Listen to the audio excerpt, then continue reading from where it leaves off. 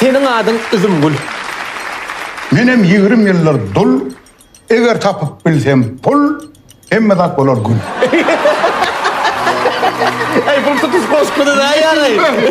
Ağam sen artık bulan gitti ya. Yo, men dostum şahı. Aha. Dostum şahı. Sen söyleyeyim men oldum. Seni söyüp sen oldum. Sen oldum. Öyle. Seni söyüp sen oldum. Sen söyleyip sen oldum. El vergülüm söyüşölü. Vaktin olsa gülüş ölü. Ya olmasa değiş eli. Ya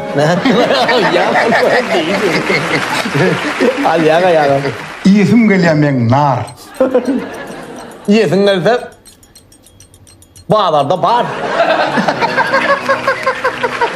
O yerin ede bağlarda bağır. Yiyeysen bir tamdır somsa.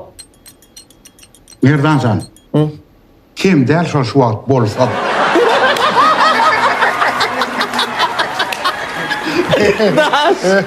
Ey be. Ayda ağam. Her aytsak alham gelse. Her açacak alham gelse. Oho.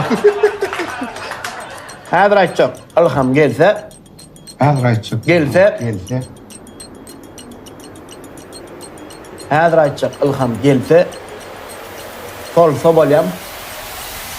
Bak vakt dolu. Vakt oluyor.